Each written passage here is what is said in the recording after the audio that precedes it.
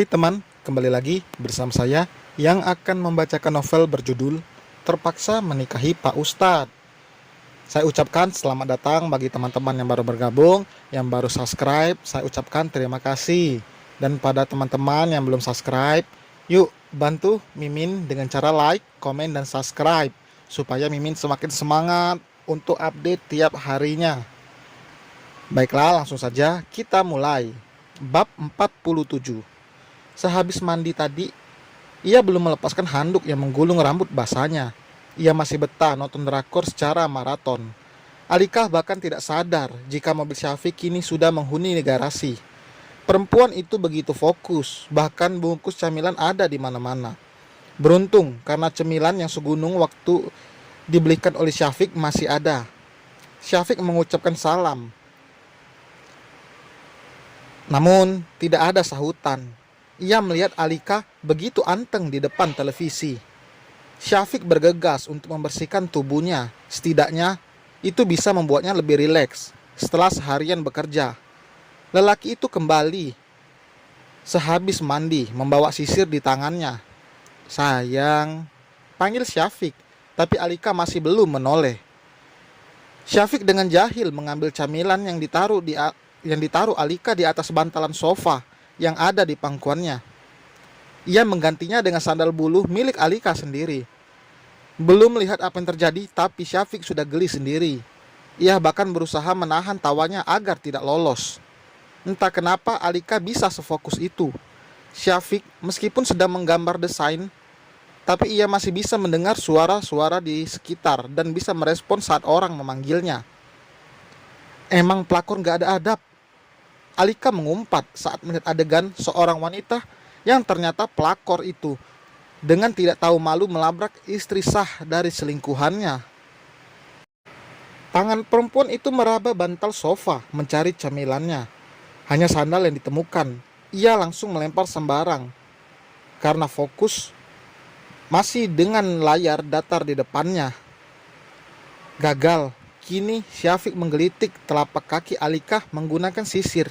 Ih, apa sih? Ini geli, gerutunya. Suaminya pulang dicuekin, tegur Syafiq. Astaga, Pekik Alika kaget. Apa itu astaga? Bicara yang baik dong, nasehatnya.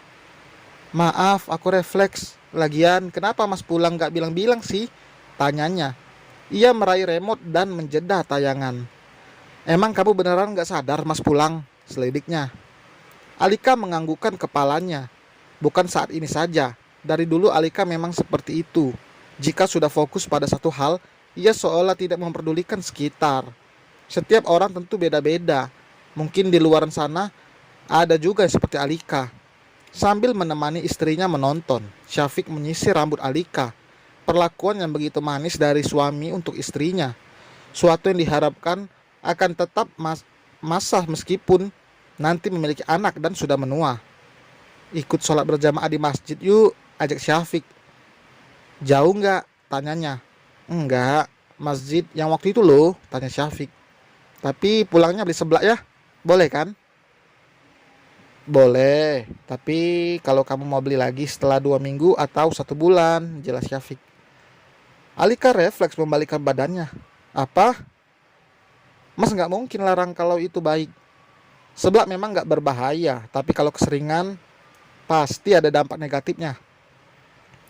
Pasti tahu dari ibu kalau aku suka jajan seblak ya, sautnya dengan mata mendelik. Mas nggak tanya, cuman ibu yang cerita, ungkap Syafiq. Melihat Alika menjadi cemberut, membuat lelaki itu langsung membujuknya. Jika tidak, alamat, ia tidak mendapatkan jatah setelah lama menahannya. Obrolan mereka terhenti. Syafiq mengajak Alika untuk segera pergi ke masjid karena sebentar lagi azan berkumandang. Meskipun awalnya Alika ragu karena malas jika bertemu dengan ibu-ibu yang mengajaknya untuk ikut kajian kemarin. Tapi demi bisa jajan seblak ia harus ikut Syafiq.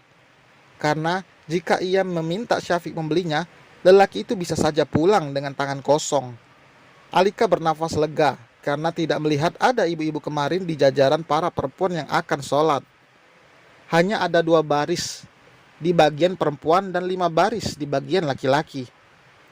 Udah janji lo, Alika mengingatkan. Iya sayang, tapi warungnya lumayan agak jauh, gak apa-apa. Demi sebelah, jalan jauh, gak masalah. Celetuk Alika. Segitunya kamu sama sebelah, balas Syafiq. Jaraknya hanya 5 menit dari masjid jika jalan kaki. Dekat memang, tapi semakin menjauh dari rumah, tempat itu memang terkenal.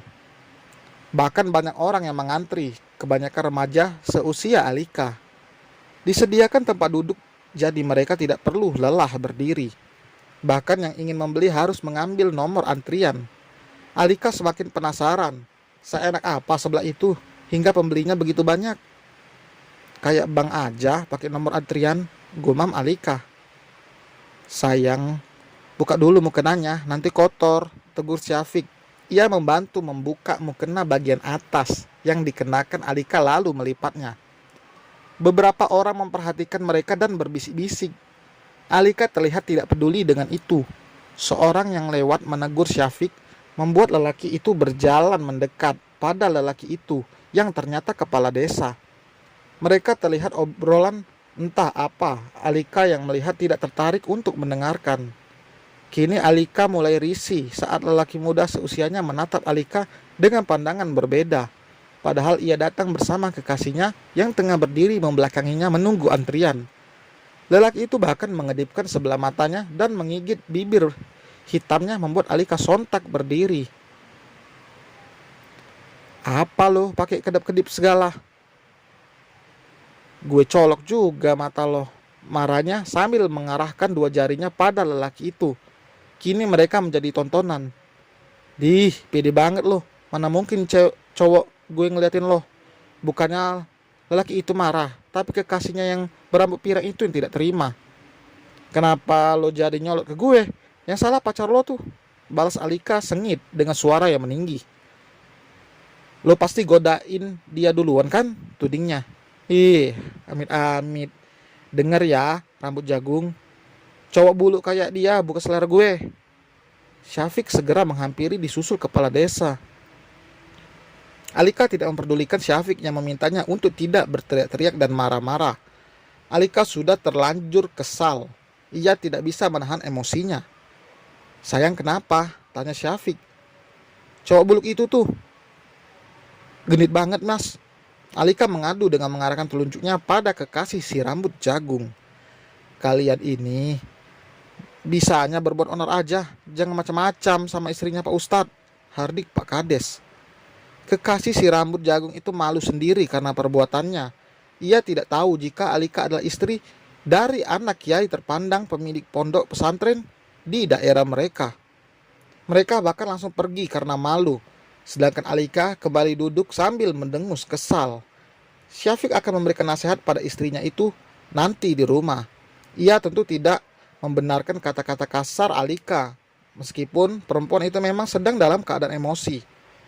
Kalau begitu saya pamit dulu Pak Ustadz. Assalamualaikum, pamit kepala desa. Waalaikumsalam warahmatullahi wabarakatuh. Nomor 28. Terbuka pemilik warung. Alika langsung berdiri menghampiri. Ia memilih topping yang diinginkannya. Ia tidak menawarkan pada Syafiq karena jelas lelaki itu tidak akan memakannya. Level paling pedas ya bu, pesan Alika. Syafiq hanya menggelengkan kepala di tempat duduknya dan bersambung.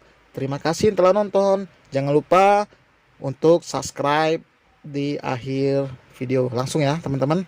Bye.